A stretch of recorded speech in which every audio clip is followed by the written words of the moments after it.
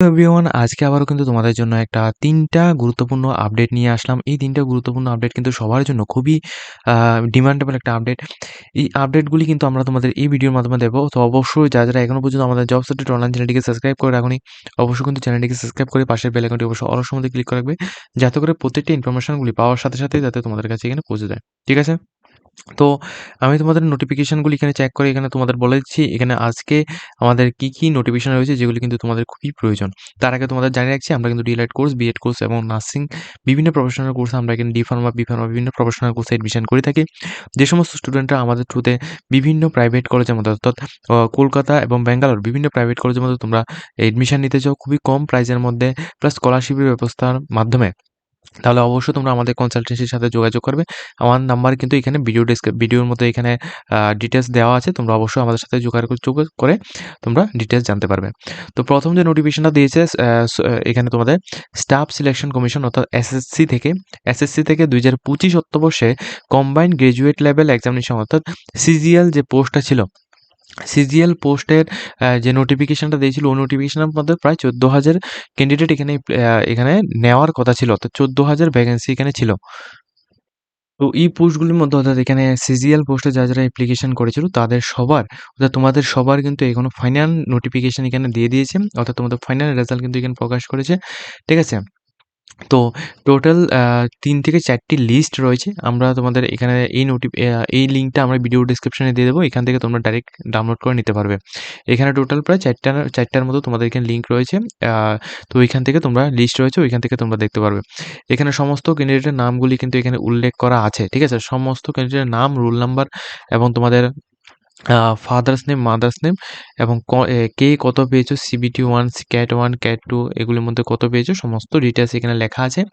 এখান থেকে তোমরা ডিটেইলসগুলি দেখে তারপর তোমরা কনফার্মেশন হতে পারবে যে কারা এখানে আমাদের ত্রিপুরা থেকে কে এখানে সিলেকশন হয়েছো। ঠিক আছে? এটা হচ্ছে প্রথম নোটিফিকেশন।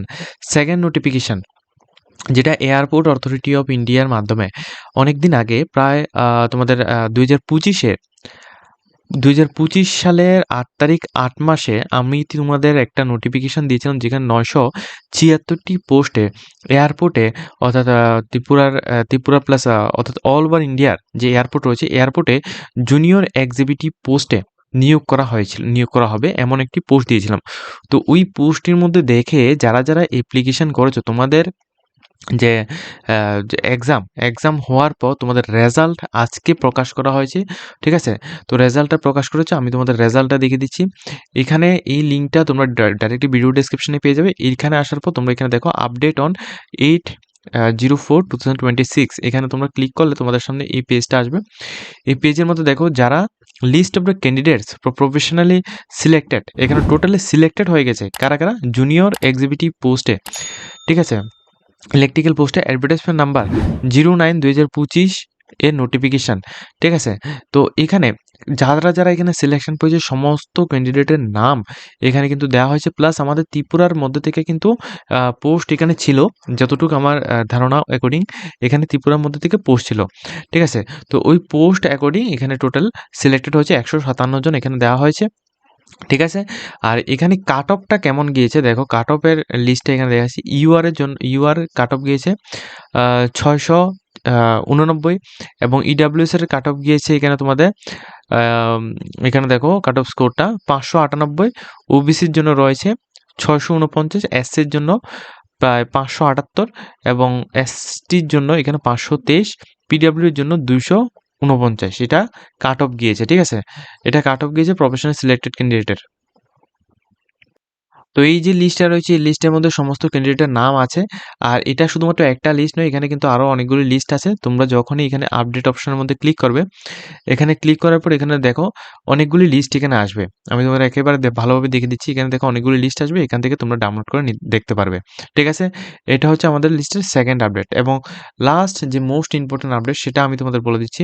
সেটা এখানে দেখো, সুপের ত্রিপুরা ডিপার্টমেন্ট থেকে তোমরা কিছুদিন আগে একটি পোস্টে অ্যাপ্লিকেশন করেছিলে যেখানে ড্রাইভার, তারপর নার্সিং স্টাফ থেকে শুরু করে প্রচুর পোস্ট ছিল।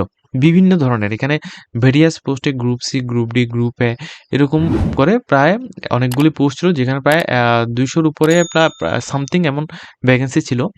তো ওই ভ্যাকেন্সির মধ্যে যারা অ্যাপ্লিকেশন করেছো তোমাদের একটা প্রবলেম ছিল। প্রবলেমটা হচ্ছে এখানে পেমেন্ট করার পর এখানে তোমাদের ফাইনাল যে রিসিপ্ট কপিটা ওইটা আসছিল না।